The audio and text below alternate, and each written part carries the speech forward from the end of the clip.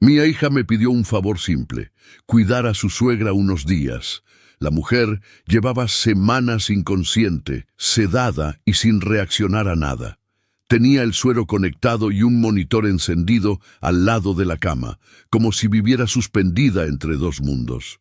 «Papá, es solo hasta que regresemos del viaje», me dijo. «Solo es estar pendiente y avisar si algo cambia». Acepté. La segunda noche, mientras revisaba que el suero siguiera bajando como me habían indicado, la mujer abrió los ojos. Me sujetó el brazo con una fuerza que no esperaba y susurró algo tan bajo que casi no lo escuché. «No confíes en tu hija». Respiró con dificultad. Luego completó: «Porque tú eres el siguiente». Antes de continuar, suscríbanse al canal y díganme en los comentarios desde dónde nos están escuchando. Mi nombre es Ernesto Salazar, tengo 68 años y siempre creí que la familia era lo único que no podía fallar. Vivo solo desde hace 4 años, desde que perdí a Carmen.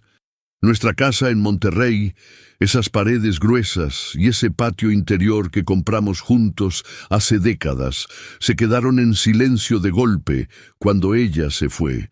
No era un silencio tranquilo, era de esos que se meten en el pecho y se quedan ahí. Aprendí a vivir con él. En mi colonia todavía había gente que me conocía. El hombre de la tienda de la esquina me saludaba por mi nombre y en la iglesia siempre encontraba las mismas caras de cada domingo. Eso siempre me dio una especie de calma. La sensación de que, aunque Carmen ya no estuviera, yo seguía perteneciendo a algo. Laura, mi hija, vive en otra parte de la ciudad con su marido Ricardo. Nos vemos menos de lo que quisiera. Desde que se casaron, las visitas fueron espaciándose. Primero cada semana, luego cada 15 días, luego solo en fechas especiales. Y yo lo fui aceptando sin decir nada, porque hay dolores que es mejor no nombrar en voz alta si no quieres que se vuelvan más grandes. Ese martes ella llegó sin avisar. Escuché el timbre pasadas las 5 de la tarde. Cuando abrí la puerta, su expresión me detuvo antes de que dijera una sola palabra. Tenía los ojos cargados, no de llanto, sino de algo más parecido a la prisa, a la urgencia de quien ya tiene todo calculado y solo necesita que el último engrane encaje. «Papá, necesito pedirte algo», dijo. «Es importante». Me explicó que Ricardo y ella tenían que viajar. Un asunto de negocios que no podía postergarse. Vuelos ya comprados, hotel ya reservado, reuniones ya agendadas. Y un problema sin resolver. Su suegra, doña Teresa Méndez, había salido de una clínica privada unos días antes. Seguía inconsciente después del accidente y la habían instalado en su propia casa con equipo médico para continuar los cuidados. Dijo que la habían dado de alta con cuidados domiciliarios porque mantenerla internada más tiempo era demasiado caro y que el equipo se lo había conseguido Ricardo con ayuda de un conocido. «El médico dice que puede pasar semanas sin despertar», me explicó. «Solo necesito que alguien de confianza esté con ella, que vigile el suero, que llame si algo cambia». Le pregunté por qué no contrataban a una enfermera. «Ya hubo una», respondió, y noté algo extraño en su tono. Pero se fue de un día para otro. Dijo que no quería seguir metiéndose en problemas. «Papá, tú eres el único que aceptaría ayudarme sin hacer preguntas. Los médicos dijeron que ella no iba a despertar pronto, y solo necesito a alguien que vigile el suero y llame si pasa algo». Esas palabras. El único que aceptaría sin hacer preguntas. Las recibí como quien recibe un abrazo que llevaba tiempo esperando. Las guardé adentro sin examinarlas. Debí haberlas examinado. Me trasladé esa misma tarde a la casa donde tenían instalada a doña Teresa. Era su propia casa, acondicionada con equipo médico rentado. Una cama articulada, un monitor encendido al lado de la cama, un suero conectado a su brazo derecho, un aparato que emitía un pitido suave y constante. Olía a desinfectante y a algo más difícil de nombrar, a encierro, a tiempo detenido. Había una carpeta sobre la mesita con instrucciones básicas, horarios de medicamentos, números de emergencia. Laura me explicó todo con rapidez, con la velocidad de alguien que ya quiere estar en otro lugar. No me presentó a doña Teresa como si fuera una persona. La mencionó como si fuera una tarea pendiente. Antes de irse, me abrazó. Gracias, papá. Sabía que podía contar contigo. Yo la abracé de vuelta, sin saber que ese abrazo cargaba un peso que todavía no alcanzaba a sentir. La primera noche fue tranquila. Doña Teresa no se movió. Su respiración era regular y pareja. El monitor pitaba sin cambios. Yo dormité en el sillón junto a su cama, despertando cada hora para revisar que todo estuviera en orden, que el suero siguiera fluyendo, que nada en la pantalla mostrara una alarma. Me pregunté qué clase de mujer era. Ricardo casi nunca hablaba de ella. Laura tampoco. Solo sabía que era viuda, que vivía sola y que tenía una casa grande en esta misma ciudad. La segunda noche cambió todo. Eran poco más de las 2 de la madrugada cuando me levanté a revisar que el suero siguiera bajando, como me habían indicado. Me incliné sobre el soporte metálico con cuidado, revisando que todo siguiera como me lo habían explicado. Entonces sentí la presión en mi brazo. Me congelé. Giré la cabeza despacio. Sus ojos estaban abiertos, no con la mirada perdida que a veces tienen los pacientes cuando reaccionan sin conciencia. No, me estaba mirando directamente, con una concentración que no esperaba de alguien que llevaba semanas sin responder a nada, como si hubiera estado guardando sus fuerzas durante todo ese tiempo para este momento exacto. Me apretó el brazo con más fuerza, acercó sus labios hacia mí y susurró: «No confíes en tu hija». El monitor seguía pitando. El ventilador del cuarto zumbaba suave. Todo era igual que un segundo antes, pero algo dentro de mí se rompió en ese momento. Algo que no sabría explicar bien aunque lo intentara. Quise preguntarle qué quería decir, pedirle que se explicara. Decirle que estaba confundida, que era el medicamento, que alguien en ese estado podía decir cosas confusas. Pero antes de que yo pudiera abrir la boca, sus labios se movieron una vez más. Y en un hilo de voz que apenas alcancé a capturar, me dijo lo que ya no pude olvidar. Porque tú eres el siguiente. Sus ojos se cerraron. Su respiración volvió a ser la misma de antes. Regular, pareja, como si nada hubiera ocurrido. Yo me quedé paralizado junto a esa cama con el tubo del suero todavía en la mano, el corazón golpeándome el pecho con una fuerza que no le conocía desde hacía años, y una pregunta instalándose en mi cabeza que no me dejaría dormir el resto de la noche. ¿El siguiente en qué? Uno puede convencerse de casi cualquier cosa cuando tiene miedo de la verdad. Eso fue lo que hice esa madrugada. Me senté en el sillón junto a la cama de doña Teresa, con los ojos abiertos y la mente trabajando a toda velocidad, y me dediqué a construir explicaciones. Que la señora estaba saliendo del estado de sedación de forma irregular, que los medicamentos le producían alucinaciones verbales, que había confundido a Laura con alguien más, que el cerebro, cuando lleva semanas sin funcionar con normalidad, a veces dispara palabras sueltas sin ningún sentido real detrás. Me convencí lo suficiente como para cerrar los ojos, pero no lo suficiente como para dormir.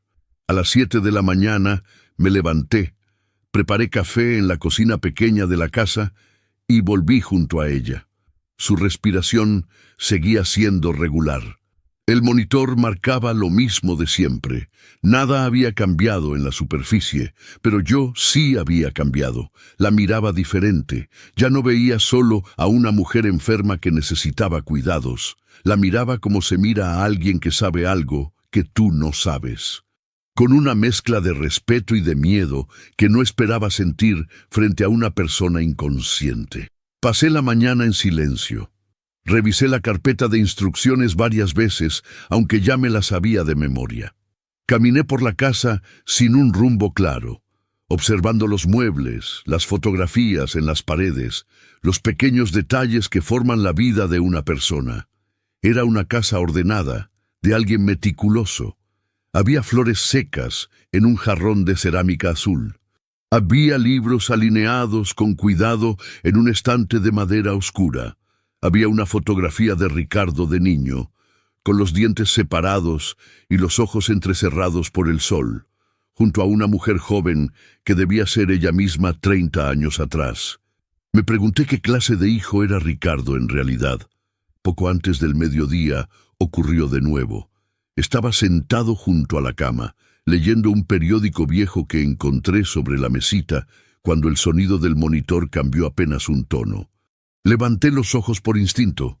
Doña Teresa tenía los párpados entreabiertos. En ese momento yo ni siquiera sabía cómo reaccionar. Me acerqué despacio, sin movimientos bruscos, como quien se acerca a algo frágil que puede romperse si uno respira muy fuerte. «Doña Teresa», dije en voz baja. «La escucho». Sus labios se movieron. Tardó unos segundos en encontrar las palabras, como si tuviera que buscarlas en un lugar muy profundo. «Días antes», susurró. Escuché todo. Le pedí que se tomara su tiempo, que respirara, que no se esforzara más de lo necesario. Ricardo y ella, continuó, con la voz rasposa pero firme. Discutían por dinero, deudas, un plan. Hizo una pausa larga. Su pecho subía y bajaba con esfuerzo. Una frase, dijo. No la olvidé. Cerré el periódico.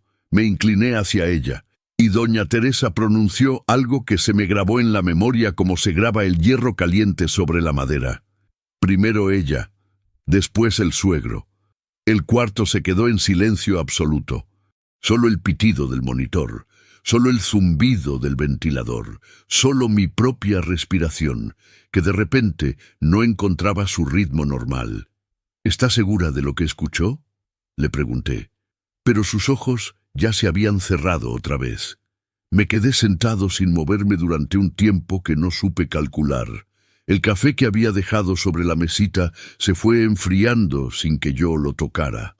La luz de la tarde empezó a entrar por la ventana y a pintar sombras largas sobre el piso de madera. Primero ella, después el suegro. Ella era doña Teresa. Eso era evidente. ¿Y el suegro? El suegro de Ricardo era yo. Intenté razonar con calma. Intenté decirme que era una mujer confundida, que las semanas en ese estado alteran la memoria, que quizás había escuchado mal, o que las palabras significaban algo diferente en un contexto que yo no conocía. Pero había algo en su voz. Ya no me sonó a delirio, me sonó a recuerdo. A uno de esos recuerdos que una persona repasa en silencio una y otra vez hasta encontrar la forma de decirlo. Me levanté y caminé hasta la ventana. Monterrey estaba ahí afuera, con su ruido de siempre, sus calles anchas, su cielo que a esa hora se volvía de un naranja sucio. Una ciudad que yo conocía de memoria, una ciudad donde creí que nada podía sorprenderme. Me equivoqué. Estaba pensando en llamar a Laura para preguntarle algo, cualquier cosa, solo para escuchar su voz y tratar de detectar si había algo que se me había escapado todos estos años cuando el teléfono sonó. Era ella. Lo miré sonar 3 veces antes de contestar. «Hola, papá», dijo con una voz tranquila, casi demasiado tranquila. «¿Cómo van las cosas por allá?» «Bien», respondí. «Todo en orden». Hubo una pausa breve, solo 2 o 3 segundos. Pero en esos 2 o 3 segundos sentí que me estaban examinando desde el otro lado del teléfono. Y entonces Laura hizo una sola pregunta. Una pregunta que, en cualquier otra circunstancia, habría sonado completamente normal. ¿Sigue igual? Hay preguntas que parecen inocentes hasta que te das cuenta de que nadie las haría si en verdad lo fueran. Contesté que sí, que doña Teresa seguía igual, que todo estaba tranquilo. Lo dije con la voz más natural que pude construir en ese momento, que no era muy natural, pero aparentemente fue suficiente. Laura se despidió rápido, sin preguntar cómo estaba yo, sin preguntar si necesitaba algo, sin el tono de una hija que extraña a su padre, solo esa pregunta, y luego el silencio. Dejé el teléfono sobre la mesa y me quedé mirándolo como si fuera a decirme algo más. La noche que siguió a esa llamada casi no pude dormir. Me la pasé dando vueltas en el sillón, escuchando el pitido del monitor, revisando mentalmente cada conversación que había tenido con Laura en los últimos meses, buscando señales que no había sabido leer, momentos donde algo no cuadraba, y yo lo había ignorado porque era más fácil ignorarlo que enfrentarlo. Las encontré, más de las que esperaba. Al día siguiente amanecí con una decisión tomada. Si había algo raro en esa casa, yo lo iba a encontrar. Empecé por lo más sencillo. Revisé la carpeta de instrucciones médicas con más cuidado que las veces anteriores. Los horarios estaban anotados con letra apretada, los nombres de los medicamentos escritos a mano. Había 3 frascos junto a la cama, todos etiquetados. Los revisé uno por uno. 2 eran soluciones para el suero. Los conocía, los había visto en hospitales cuando Carmen estuvo enferma. El tercero no lo reconocí. Tenía el sello intacto, sin abrir. En ese momento no entendí por qué estaba ahí, separado de los demás. Más tarde empecé a sospechar que ese frasco no estaba guardado por descuido, sino porque alguien esperaba que siguiera usándose sin hacer demasiadas preguntas. Y por primera vez pensé algo que me dejó helado. Quizás me habían puesto ahí precisamente para no cuestionar nada. Tomé fotografías con mi teléfono. Luego busqué más. En ese momento yo ni siquiera sabía qué esperaba encontrar. Quizás nada. Quizás esperaba encontrar nada y poder decirme que todo era el producto de la imaginación de una mujer enferma y de la mía propia. Pero algo me empujaba a seguir mirando, a no conformarme con la superficie. Revisé el armario del cuarto. Ropa de doña Teresa, ordenada con cuidado. Cobijas dobladas en el estante de arriba y en el fondo, detrás de una cobija color vino, una bolsa de plástico cerrada con un nudo. La abrí. Adentro había 4 cajas de medicamentos. No estaban en la carpeta de instrucciones. Nadie me había mencionado su existencia. Las saqué con cuidado y las alineé sobre la cama. Las examiné una por una. Los nombres no me decían nada. Pero había algo en las dosis, en las advertencias impresas en letras pequeñas al reverso de cada caja, que me generó un malestar que no supe nombrar en ese momento. Tomé fotografías de todo. Esa tarde llamé a Rodrigo. Rodrigo Peña era médico. Llevaba 30 años ejerciendo en Monterrey y era uno de los pocos amigos que me quedaban de los tiempos en que Carmen y yo teníamos una vida social activa. No era especialista en nada relacionado con estados de sedación ni neurología, pero conocía los medicamentos mejor que yo, y más importante, era alguien en quien confiaba sin reservas. Le mandé las fotografías por mensaje. Tardó menos de 20 minutos en llamarme de vuelta. «Ernesto», dijo, y ya en el tono de su voz supe que no eran buenas noticias. «¿De dónde sacaste estas fotos?» Le expliqué la situación lo mejor que pude, la paciente, la casa, los medicamentos escondidos detrás de la cobija. Rodrigo guardó silencio unos segundos. «Ernesto, uno de estos lo conozco bien. Lo usamos en procedimientos hospitalarios para sedación prolongada. No tiene nada que ver con el tratamiento de un paciente en recuperación domiciliaria». Si a esa señora le estuvieron dando esto sin control estricto, era perfectamente posible que la mantuvieran en un estado de sedación profunda durante días. Eso no encaja con una recuperación normal en casa. ¿Estás seguro del primero? Del primero, completamente. De los otros, te confirmo mañana temprano. Pero Ernesto, con ese solo ya tienes un problema muy serio. Me senté en el borde de la cama. Empecé a sospechar que el accidente no explicaba por sí solo el estado en que la tenían. Y sin embargo había despertado. 2 veces, como si su cuerpo estuviera peleando desde adentro contra algo que le impedía salir a la superficie. Colgué el teléfono y me quedé sentado en silencio. Afuera la tarde caía rápido. El cuarto empezaba a llenarse de sombras. El monitor pitaba con su cadencia de siempre, completamente ajeno a todo lo que yo acababa de descubrir. Miré a doña Teresa. Era una mujer a la que, por alguna razón, querían mantenerla sedada, con paciencia, con cuidado de no dejar huellas obvias, con la tranquilidad de quien sabe que nadie va a hacer preguntas incómodas. Me levanté y empecé a caminar por la casa sin un destino claro. Necesitaba moverme. Necesitaba que mi cuerpo hiciera algo mientras mi cabeza procesaba todo. Fue entonces cuando vi la carpeta. Era una carpeta de cartón café con el lomo reforzado. No era algo que alguien hubiera traído. Tenía el polvo de los objetos que llevan tiempo en un mismo lugar. Una pequeña mancha de humedad en la esquina inferior que el mueble le había ido imprimiendo con los años. Era la carpeta de doña Teresa. Sus propios documentos en su propio escritorio, donde siempre habían estado. No estaban escondidos como para que nadie los encontrara. Estaban guardados como quien cree que nadie va a mirar con atención. La abrí. Había papeles mezclados, una póliza, copias de avalúos viejos y varias notificaciones de cobro. No era una carpeta ordenada para consulta, parecía más bien un lugar donde Teresa había ido guardando todo lo importante con los años. Pero entre esos papeles encontré algo que reconocí de inmediato. Era la carátula de una póliza de seguro de vida. El nombre del asegurado era Teresa Méndez.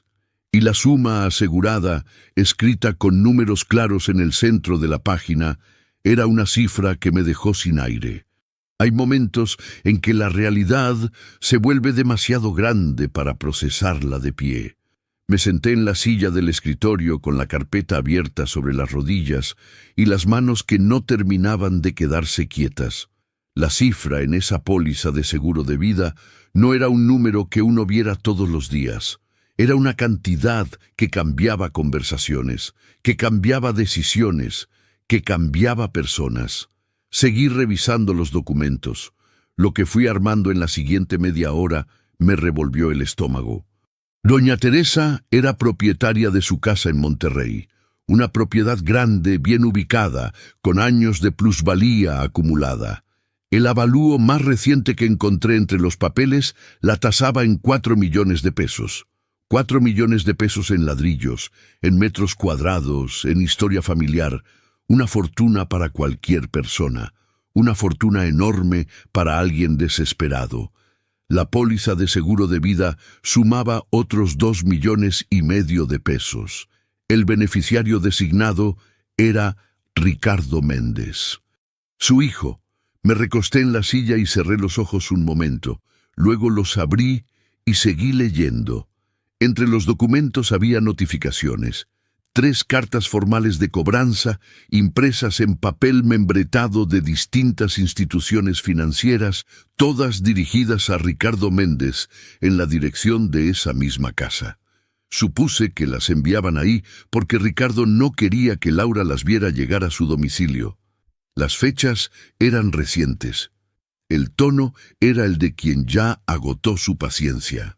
Entre los 3 documentos, la deuda superaba el 1,000,000 de pesos. Me levanté de la silla y caminé hasta la ventana del estudio. Afuera la noche ya era completa. Las luces de la colonia parpadeaban entre los árboles. Cuando junté en la cabeza la casa de Teresa, el seguro y lo que Laura podía esperar de mí, entendí de golpe el tamaño de la ambición que tenían encima. Tuve que sentarme de nuevo, no en el escritorio, directamente en el piso, con la espalda contra la pared y las rodillas dobladas, como no me había sentado desde que era joven, como no me había sentado desde los tiempos en que el cuerpo y la mente se derrumban al mismo tiempo y uno necesita que algo sólido lo sostenga por debajo. El piso de madera estaba frío. Pensé en Laura, pensé en su cara cuando llegó a pedirme el favor, en esa urgencia calculada que yo confundí con estrés legítimo. Pensé en todos los años que la había apoyado, en el dinero que le había prestado cuando ella y Ricardo tuvieron problemas económicos hace 3 años, dinero que nunca había vuelto. En las veces que le había dicho que la casa era suya cuando yo ya no estuviera, que no se preocupara, que todo estaba arreglado. ¿Cuántas veces le había dicho eso? ¿Cuántas veces le había dado, sin saberlo, razones para apurarse? Me quedé en el piso un tiempo largo. El monitor de doña Teresa pitaba desde el otro cuarto con su ritmo invariable. Afuera un perro ladró una vez y luego se calló. El refrigerador de la cocina hizo un ruido mecánico y luego volvió al silencio. Cuando me levanté, lo hice despacio. Volví al cuarto de doña Teresa y la miré. Me pregunté si su cuerpo seguía peleando contra la sedación, si esas ventanas breves de conciencia eran el resultado de una voluntad que se negaba a apagarse del todo. Me senté en el sillón, puse la carpeta sobre la mesita junto a la cama, y entonces recordé algo que no había notado cuando revisé la sala más temprano. Algo que había visto de reojo sin prestarle atención, porque en ese momento no tenía el contexto para entender lo que significaba. Me levanté y fui a la sala. Sobre la repisa de la televisión, entre un adorno de Talavera y un portarretrato con una foto de Ricardo de joven, había un teléfono fijo, de esos antiguos, con base y auricular separado. Y junto al teléfono, medio escondido detrás del portarretrato, había un objeto pequeño y negro que reconocí de inmediato. Una grabadora pequeña, de esas que la gente guarda por años y casi nunca usa. La tomé entre mis manos con cuidado. Tenía una sola ranura en el costado, para una memoria portátil. La ranura estaba vacía, pero en la parte de atrás, pegada con cinta adhesiva, había una memoria pequeña con una etiqueta escrita a mano. Y lo que decía esa etiqueta era lo último que esperaba encontrar en ese momento. Era la fecha del accidente de doña Teresa. Y debajo de la fecha, 3 palabras escritas con letra temblorosa que, sin embargo, eran completamente legibles, para quien encuentre. Hay verdades que uno tarda años en entender, y hay otras que te caen encima en un segundo. Sostuve esa memoria pequeña entre los dedos durante un tiempo que no supe calcular. Era un objeto diminuto, liviano, del tamaño de una uña. Y sin embargo, sentí su peso como si fuera una piedra enorme que alguien me hubiera puesto en la palma de la mano sin pedirme permiso. Para quien encuentre. Doña Teresa la había preparado antes del accidente. Eso significaba que ella sabía que algo podía pasarle, que había tenido tiempo de grabarlo, de etiquetarlo, de esconderlo donde alguien pudiera encontrarlo si ella no podía hablar por sí misma. Lo había hecho sola, en silencio sin decirle a nadie, con la frialdad de una mujer que entiende que está en peligro y que sus únicos recursos son los que tiene al alcance de la mano.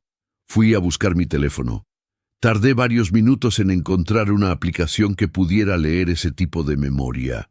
Cuando por fin lo logré, mis manos temblaban lo suficiente como para que me costara trabajo insertar el diminuto dispositivo en el adaptador. El archivo de audio tenía 19 minutos con 42 segundos. Me senté en el sillón junto a la cama de doña Teresa, puse el volumen bajo y le di al play.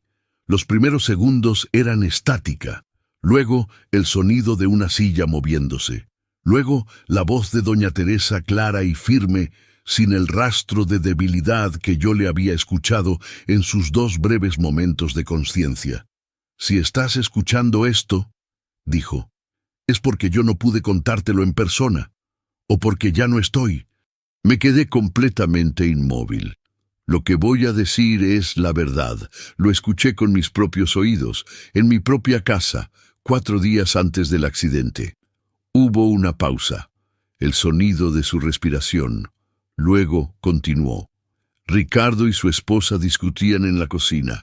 Yo estaba en el pasillo y ellos no sabían que estaba ahí. Escuché todo. Después, la grabación siguió con la propia voz de Teresa explicando a medias, como quien deja una instrucción a contrarreloj. Cuando entendió de qué hablaban, sacó el teléfono y lo acercó cuanto pudo hacia la puerta de la cocina. La calidad no era perfecta, pero alcanzaba. Tenía razón.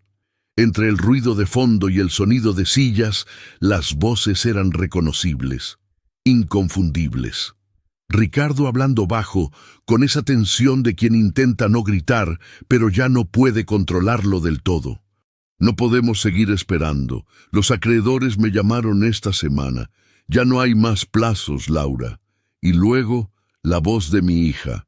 Era la voz que yo había escuchado durante toda su vida, pidiéndome consejo, llorando cuando algo se rompía, agradeciéndome favores que ahora entendía de otra manera. «Ya lo sé», dijo Laura, «pero hay que hacerlo bien, sin prisa, sin errores». «¿Cuánto tiempo más?» Una pausa. «Si todo sale bien», dijo Laura, «en unos meses todo será nuestro». El cuarto se quedó en silencio. No el silencio del monitor pitando y el ventilador zumbando. Un silencio diferente, el que se instala adentro de uno cuando algo que formaba parte de su estructura interna se rompe y el resto del edificio no sabe todavía si va a sostenerse. Seguí escuchando. Ricardo otra vez. ¿Y el viejo? Una pausa más larga esta vez. 3 segundos. 4. «Mi papá ya está grande, vive solo y casi no ve a nadie», respondió Laura con una calma que me heló la sangre. «Si algún día le pasa algo, todos van a pensar que fue cosa de la edad». Cerré los ojos. Los cerré y me quedé así, con el teléfono en la mano y el audio todavía corriendo, escuchando los sonidos de esa cocina donde mi hija había hablado de mí como si fuera un problema de logística, un detalle a resolver, una variable dentro de un plan que alguien había diseñado con suficiente frialdad como para que me diera escalofríos. El audio continuó otros minutos. Hacia el final escuché algo que me obligó a abrir los ojos. Era la voz de Ricardo otra vez, pero ahora estaba hablando por teléfono, ya no medía el volumen de su propia voz. «Ya quedó arreglado lo del coche. No va a quedar ningún rastro». Silencio del otro lado. «No», continuó Ricardo. «Cuando eso pase, va a aparecer un accidente cualquiera. Nadie va a preguntar demasiado». El audio se cortó. Me quedé sentado con el teléfono en la mano y los ojos fijos en el techo. El monitor de doña Teresa pitaba a mi lado. Afuera, el viento movía algo en el jardín y el sonido entraba por la ventana entreabierta como un susurro. Pensé en Carmen. Quizás porque cuando la vida se tuerce de una manera que no tiene sentido, uno busca instintivamente a la persona que lo ayudaba a encontrarlo. Carmen siempre supo ver las cosas con claridad cuando yo no podía. ¿Qué me diría ahora? Me diría que dejara de sentarme, que me levantara y actuara antes de que fuera tarde. Me levanté. Fui al baño, me mojé la cara con agua fría, me miré en el espejo más tiempo del necesario. El hombre que me devolvía la mirada desde el otro lado del vidrio era el mismo de siempre, pero algo en su expresión había cambiado en las últimas horas. Era la cara de alguien que ya sabe y que ya no puede pretender que no sabe. Volví al cuarto de doña Teresa y me senté a su lado. Le tomé la mano. «Ya sé lo que pasó», le dije en voz baja. y no voy a dejar que salgan con la suya. Y fue exactamente en ese momento, como si mis palabras hubieran sido la señal que ella estaba esperando, que doña Teresa abrió los ojos por tercera vez. Esta vez más consciente que en las veces anteriores. Y lo que me dijo cambió todo lo que yo creía saber sobre la noche del accidente. Hay momentos en que uno mira a alguien a los ojos y entiende que lo que está a punto de escuchar va a dividir su vida en dos partes. Sus ojos estaban abiertos, y esta vez había algo diferente en ellos. No la urgencia desesperada de las veces anteriores.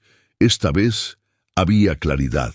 Una lucidez tranquila y dolorosa, como la de alguien que ha tenido demasiado tiempo para pensar y ya llegó a sus propias conclusiones. Me incliné hacia ella. «Doña Teresa», dije. Escuché la grabación. Sus labios se movieron. Tardó unos segundos en producir sonido. «Todo», susurró. «¿Escuchó todo?» «Todo», confirmé. Cerró los ojos un momento. Cuando los volvió a abrir, vi algo que no esperaba. No era miedo. Era alivio. El alivio enorme y agotado de quien ha estado cargando un secreto sin saber si alguien iba a llegar a tiempo para recibirlo. «El coche», dijo. «Necesito contarle del coche». Le pedí que se tomara su tiempo, que respirara despacio. «Esa noche», comenzó, con la voz rasposa pero continua. «Yo iba a casa de una amiga. Era un trayecto que había hecho cientos de veces. Conozco cada calle. Conozco mi coche mejor que nadie». Hizo una pausa. Su pecho subía y bajaba con esfuerzo. Cuando tomé la bajada hacia el bulevar, frené, o intenté frenar.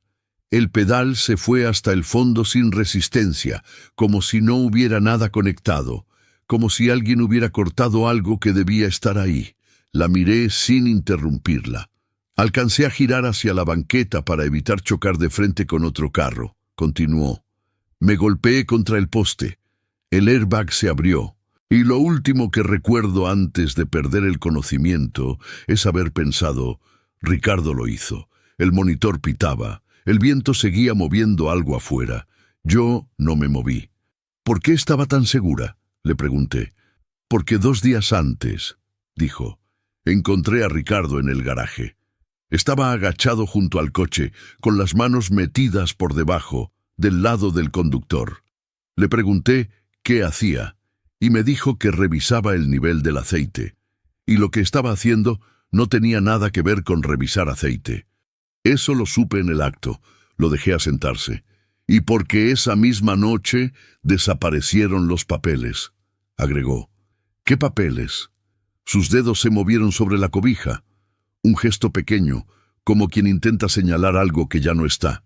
«El testamento», dijo. «Yo tenía un testamento hecho desde hace años. Un documento donde dejaba la casa y mis ahorros repartidos entre Ricardo y 2 sobrinas mías que viven en Guadalajara. Ricardo sabía que no lo heredaba todo. Siempre lo supo y nunca le gustó. ¿Y desapareció? La semana antes del accidente noté que alguien había revisado el cajón donde lo guardaba. No estaba en el mismo lugar donde yo siempre lo ponía. 3 días después de mi accidente, según me contó una amiga de años que pasó por la casa, ese cajón estaba vacío. Me recargué en el respaldo del sillón.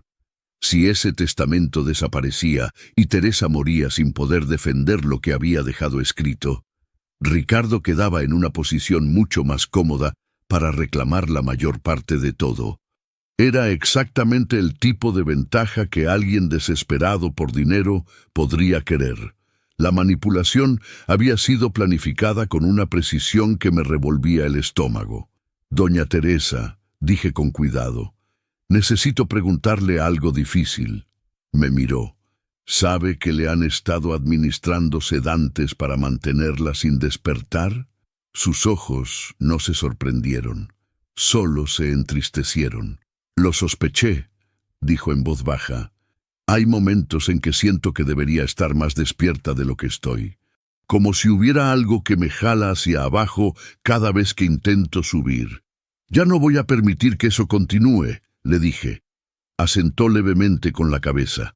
Luego me miró con esa expresión que ya le conocía, la de alguien que necesita decir algo más antes de que la ventana se cierre. «Hay algo más que debes saber», dijo. Esperé. Según lo que escuché, Ricardo todavía dudaba. Laura no. Laura era la que convertía la desesperación en decisión. Esas palabras cayeron en el cuarto como caen las cosas pesadas, sin ruido al principio y luego con un impacto que demora unos segundos en sentirse completo. ¿Cómo lo sabe? Porque 2 semanas antes del accidente, Ricardo vino a verme, solo, sin Laura. Estaba nervioso, no dormía bien, se le notaba en la cara, me dijo que tenía problemas de dinero pero que iba a resolverlos. Le ofrecí ayudarlo. Le dije que podíamos hablar de la herencia, que no tenía que esperar a que yo muriera para recibir apoyo. Su respiración se volvió más lenta por un momento. Cerró los ojos, los volvió a abrir.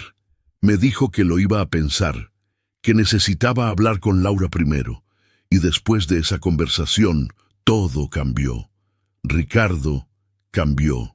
Como si alguien le hubiera apagado algo adentro y encendido otra cosa en su lugar. Laura. Siempre Laura. Me levanté y caminé hasta la ventana. Monterrey afuera, oscura y ajena a todo lo que estaba ocurriendo en ese cuarto pequeño.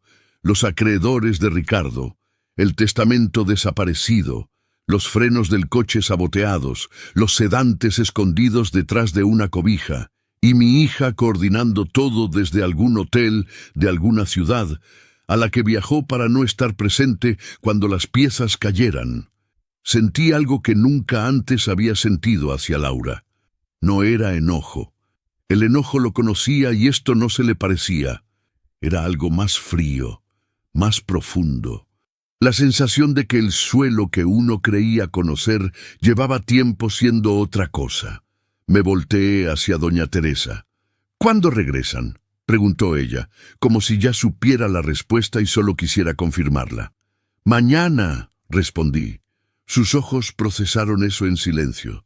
«Entonces, no hay mucho tiempo», dijo. No había mucho tiempo. Tenía razón. Laura y Ricardo regresaban mañana.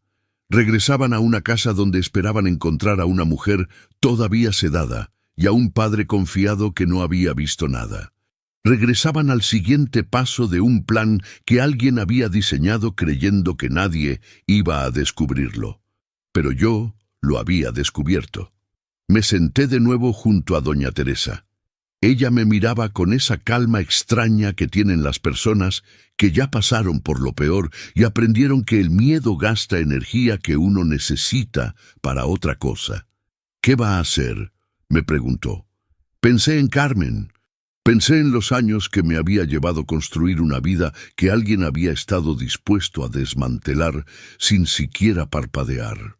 Pensé en doña Teresa aguantando semanas de sedación, peleando desde adentro para poder abrirle los ojos a un desconocido y decirle la verdad, y tomé una decisión, una sola, clara, sin vuelta atrás.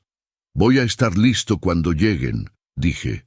Hay una diferencia enorme entre reaccionar y prepararse. Toda mi vida reaccioné. Esa noche me preparé. Eran casi las 11 cuando tomé el teléfono y busqué el número que Rodrigo me había dado hace años y que nunca había necesitado usar. Un abogado, no cualquiera. El que él me recomendó cuando tuve el problema con los papeles de la casa después de la muerte de Carmen. Alguien serio, me había dicho Rodrigo. Alguien que no se asusta fácil. Lic, Alejandro Vargas. Marqué sin pensar demasiado, porque si pensaba demasiado iba a convencerme de que era una exageración, de que quizás me había equivocado, de que quizás había una explicación para todo que yo no estaba viendo. Y ya había pasado suficiente tiempo convenciéndome de cosas que no eran ciertas, contestó al tercer timbrazo con la voz ronca de alguien que ya estaba durmiendo. «Licenciado Vargas», dije, «soy Ernesto Salazar. Me recomendó el doctor Rodrigo Peña. Sé que es tarde y le pido una disculpa, pero tengo un problema que no puede esperar hasta mañana». Hubo una pausa breve. Luego escuché el sonido de alguien incorporándose en una cama. «Cuénteme», dijo. Le conté todo. Desde el momento en que Laura tocó mi timbre hasta la grabación, los sedantes, el testamento desaparecido, los frenos saboteados y la fecha de regreso. Hablé durante casi 20 minutos sin parar, mientras el licenciado escuchaba sin interrumpirme, más que para hacer una pregunta precisa en los momentos donde yo dejaba un hueco. Cuando terminé, él guardó silencio unos segundos. «¿Tiene la grabación?», preguntó. «La tengo. ¿Los medicamentos están todavía en la casa?». «Están donde los encontré. No toqué nada». «Bien», dijo. «Hizo bien en no tocar nada. Escúcheme, señor Salazar. Con lo que usted tiene, esto ya merece intervención inmediata. No para resolverlo esta misma noche, pero sí para dejar constancia, proteger a la señora y evitar que ellos regresen creyendo que todavía controlan la situación». Hizo una pausa breve. «Conozco al comandante Julio Navarro de casos anteriores. Voy a mover esto ahora mismo para que quede asentado desde esta noche. No van a ir a arrestar a nadie esta noche. Van a ir a documentar lo que ya había en la casa y dejar todo preparado antes de que ellos regresaran. Es lo que se puede hacer en este momento y es suficiente». Navarro llegó a la casa pasada la medianoche, acompañado por otro agente, con una actitud tranquila y metódica que me generó confianza desde el primer momento. No era el tipo de policía que hace ruido, era el tipo que observa, anota y pregunta lo justo. Documentaron todo con fotografías, registraron mi declaración inicial y me indicaron que no moviera nada hasta la mañana siguiente. La estrategia era simple: observar la reacción de Laura y Ricardo cuando regresaran y actuar con el respaldo de lo ya documentado. Navarro habló por teléfono con alguien del Ministerio Público durante varios minutos, en voz baja, de espaldas a mí. Cuando se dio vuelta, su expresión era seria pero clara. «Señor Salazar», dijo, «vamos a necesitar que mañana todo se vea exactamente igual que hoy. Los medicamentos en el armario, la carpeta en el escritorio. Usted se comporta como si no supiera nada. ¿Puede hacer eso?». «Puedo», dije. «Nosotros vamos a estar afuera», dijo. «Cuando ellos entren, mándenos un mensaje. Solo una palabra. Llegaron. Simple. Sin posibilidad de malinterpretarse». Los agentes se fueron poco antes de las 2 de la madrugada. El licenciado Vargas se quedó otros 20 minutos repasando conmigo lo que debía y no debía decir. «Actúe normal», me dijo antes de irse. «Sé que es difícil, pero recuerde algo. A estas alturas, lo más importante ya está hecho.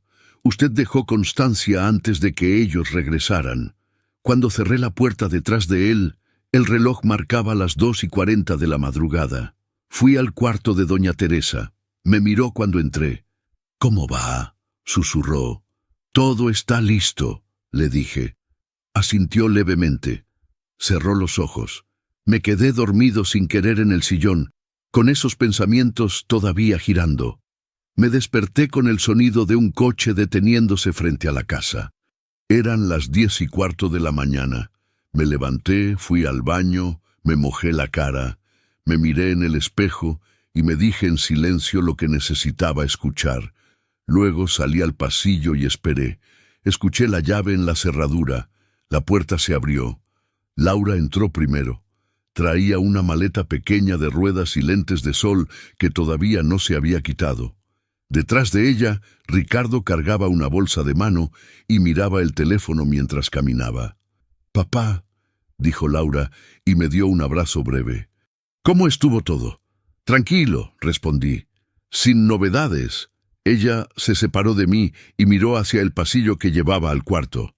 «¿Sigue igual?». «Igual», dije. Algo en su expresión se acomodó. Una tensión que se liberaba. Una confirmación que estaba buscando y que yo le estaba dando.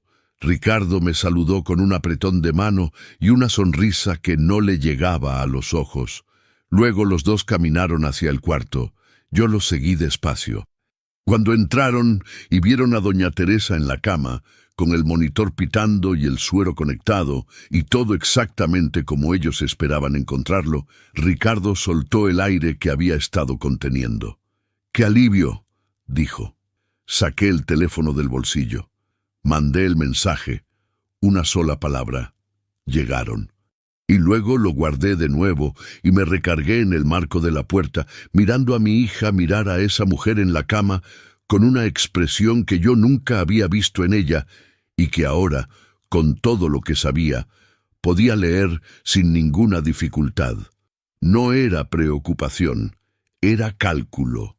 Poco después, escuché movimiento en la entrada.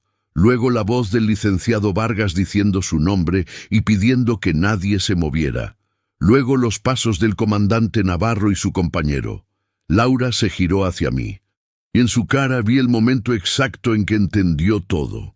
«Papá», dijo, y su voz ya no tenía nada de la calidez calculada de los últimos días. «¿Qué hiciste?». No respondí de inmediato. El licenciado Vargas entró al cuarto y se presentó. Navarro pidió a Ricardo que se sentara. El otro agente se posicionó junto a la puerta. Entonces, el licenciado sacó su teléfono, buscó el archivo de audio y lo reprodujo. La voz de Laura llenó el cuarto. «Si todo sale bien, en unos meses, todo será nuestro». El silencio que siguió fue el más pesado que yo había escuchado en toda mi vida. Ricardo miró el piso, Laura me miró a mí, y yo la miré de vuelta, sin apartar los ojos, sin temblar, sin darle lo que claramente estaba buscando en mi cara. Alguna señal de duda, algún resquicio por donde entrar y deshacer lo que ya no tenía vuelta atrás. No encontró nada de eso, pero la peor prueba todavía no había aparecido. Hay cosas que uno espera nunca tener que decir en voz alta, porque mientras no se dicen, todavía existe la posibilidad de que no sean completamente ciertas. Ricardo seguía mirando el piso. Laura me miraba a mí. El licenciado Vargas dejó que el silencio hiciera su trabajo durante unos segundos más. Luego guardó el teléfono y abrió la carpeta que traía bajo el brazo. Sacó una hoja y la colocó sobre la mesita junto a la cama de doña Teresa con el cuidado de quien sabe exactamente lo que está haciendo. «Esto es una declaración formal ante el Ministerio Público», dijo, «firmada anoche por el señor Ernesto Salazar en presencia del comandante Navarro. Describe los hechos ocurridos en esta casa durante los últimos 4 días y está acompañada de evidencia física y de audio que ya obra en poder de las autoridades». Laura abrió la boca. «Yo no he hecho nada», dijo. Su voz era firme, demasiado firme. La voz de alguien que ha ensayado esa frase durante mucho tiempo. «Laura», dijo el licenciado con calma, «hay una grabación con su voz. Hay medicamentos que se estuvieron usando fuera de todo control médico para mantener a esta señora sin despertar. Ya había indicios suficientes de que el vehículo había sido manipulado, y eso se iba a incorporar a la investigación. Y hay algo más». Hizo una pausa. «Doña Teresa tiene algo que decir». Todos voltearon hacia la cama. Doña Teresa tenía los ojos abiertos. No sé cuándo había despertado. Quizás llevaba varios minutos consciente, escuchando todo, esperando su momento con la misma paciencia que había demostrado durante semanas. Su mirada recorrió el cuarto despacio. Pasó sobre el comandante Navarro. Pasó sobre el licenciado Vargas. Se detuvo brevemente en mí y en ese instante breve vi algo que no olvidaré. Gratitud pura, sin adornos. Luego su mirada llegó a Ricardo. Su hijo la miró de vuelta. Y en la cara de Ricardo ocurrió algo que yo no esperaba. No fue el enojo de quien es descubierto, no fue el cálculo rápido de quien todavía busca una salida. Fue otra cosa, algo más viejo y más roto, como una pared que lleva tiempo agrietada y finalmente decide caer. «Mamá», dijo, con una voz que ya no se parecía en nada a la de la grabación. Doña Teresa no respondió de inmediato. Respiró despacio, 2 veces, como preparándose. No recordé todo al principio, dijo finalmente, con la voz rasposa, pero perfectamente audible. Pero también había dejado otra grabación. No estaba segura de que se escuchara completa, pero sabía que podía servir. Laura se tensó. No existe ninguna otra grabación, dijo. Laura, respondió doña Teresa mirándola con una calma que era casi sobrenatural. La caja de cerámica azul que está en el estante de la sala tiene un fondo falso. Era un escondite viejo de la casa, de esos que uno deja de mirar, precisamente por creer que ya no guardan nada. Luego explicó lo que yo aún no sabía del todo. La primera grabación era del día que los escuchó en la cocina, hecha con el teléfono desde el pasillo. Pero 2 días después los escuchó de nuevo, esta vez en la sala, con su puerta entreabierta. Los escuchó con más claridad. Y Laura dijo algo que la primera vez no había dicho. Esa segunda grabación la hizo con una grabadora pequeña que tenía desde hace años. La guardó en ese escondite viejo porque quería que si algo le pasaba, alguien tuviera las 2 versiones, para que no quedara ninguna duda. Ricardo cerró los ojos. El comandante Navarro hizo una señal a su compañero que salió del cuarto. Después de revisar la sala, el agente regresó con otra memoria pequeña, parecida a la primera. El licenciado la conectó al mismo adaptador, y la voz que salió de ese audio hizo que el cuarto se quedara sin oxígeno. Era Laura. Se escuchaba más clara que en la primera grabación, lo suficiente como para que no hubiera dudas. Mi papá ya está grande, vive solo y casi no ve a nadie. Si algún día le pasa algo, todos van a pensar que fue cosa de la edad. Luego, una pausa. Primero, resolvemos lo de ella. Después vemos lo del viejo. Y con eso se termina todo. Cerré los ojos. Los cerré y los mantuve cerrados durante varios segundos. No porque no pudiera soportar lo que estaba escuchando, sino porque necesitaba un momento solo para mí, un instante donde nadie pudiera ver mi cara mientras ese audio terminaba de hacer lo que llevaba días tratando de hacer, demoler la última pared que todavía me separaba de la verdad completa. Cuando los abrí, Laura me estaba mirando. Ya no había firmeza en su cara. Ya no había el cálculo frío de los últimos días. Había algo diferente. Algo que en cualquier otra circunstancia yo habría reconocido como la cara de mi hija cuando algo le duele de verdad. Pero ya no podía leerla así. Ya no podía darme ese lujo. «Papá», dijo, y su voz se quebró en la segunda sílaba. No respondí. El comandante Navarro se acercó a Ricardo y comenzó a hablarle en voz baja sobre sus derechos. El otro agente hizo lo mismo con Laura. El licenciado Vargas se paró junto a mí y puso una mano breve sobre mi hombro, sin decir nada, que era exactamente lo que yo necesitaba. Yo escuché hablar de un caso grave, de medicamentos usados para mantenerla sedada, de documentos ocultos, de un posible intento de matarla y de una investigación por todo el dinero que pensaban quedarse. No necesitaba más detalles. Con eso me bastaba para entender la gravedad de lo que habían hecho. Ricardo no opuso resistencia. Cuando el agente lo tomó del brazo, se dejó llevar con la cabeza baja y los hombros caídos, como alguien que lleva tiempo cansado de sostener algo demasiado pesado, y finalmente encontró el permiso para soltarlo. Laura sí opuso resistencia, no física, verbal. Habló rápido, dijo que todo era un malentendido, que la grabación estaba fuera de contexto, que ella nunca tuvo intención de hacerle daño a nadie. Lo dijo mirándome a mí, no a los policías.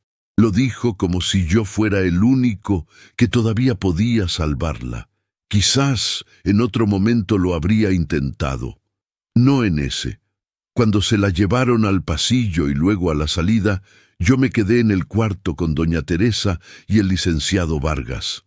Afuera escuché el ruido de las puertas del coche patrulla, el motor encendiendo, el sonido alejándose poco a poco hasta que Monterrey se lo tragó como se traga todo. sin escándalo, sin ceremonia. El silencio que quedó era diferente a todos los silencios de los días anteriores. Era limpio. Me acerqué a la cama de doña Teresa. Le tomé la mano, igual que la noche anterior, pero esta vez sin el peso de lo que todavía faltaba por ocurrir. «Gracias», le dije. «Usted también me salvó a mí», respondió. El licenciado Vargas nos dejó solos unos minutos mientras hacía llamadas afuera. Por la ventana entraba la luz de la mañana. El monitor pitaba. Las flores secas en el jarrón azul seguían ahí, quietas, ajenas a todo. Pensé en los años que cargaba encima. Pensé en Carmen y en lo que habría dicho si hubiera podido ver todo esto. Probablemente habría dicho que el amor verdadero no exige que uno se quede ciego, que querer a alguien no obliga a ignorar lo que esa persona es capaz de hacer, que hay traiciones que no se perdonan no porque uno no pueda, sino porque perdonarlas sería traicionarse a sí mismo. Pensé en Laura. La pensé sin odio. El odio es un lujo que no me podía permitir, porque cuesta demasiada energía, y yo necesitaba lo que me quedaba para otra cosa, para seguir viviendo, para cuidar lo que todavía tenía, para no dejar que lo que había pasado se convirtiera en la definición de todo lo que vino antes. Me equivoqué con ella, y esa equivocación me iba a costar lo que me iba a costar. Pero estaba vivo. Doña Teresa estaba viva. La verdad puede tardar, pero cuando decide salir, ya no hay forma de detenerla. Esa tarde, cuando el licenciado Vargas me acompañó de regreso a mi casa, me detuve en la entrada y miré las paredes viejas, el patio interior, la bugambilia de Carmen que seguía creciendo sin permiso de nadie. Todo seguía en su lugar. Me senté en el sillón del patio, con el sol de la tarde pegándome de lleno en la cara, y dejé que el silencio fuera solo silencio, sin amenaza, sin preguntas, sin el peso de algo que todavía no entendía. Y entendí algo que no voy a olvidar. A veces la única venganza que vale es seguir de pie cuando ya te daban por acabado, porque la peor traición no viene de un enemigo, viene de alguien a quien le abriste la puerta sin imaginar que algún día iba a usar tu confianza para destruirte.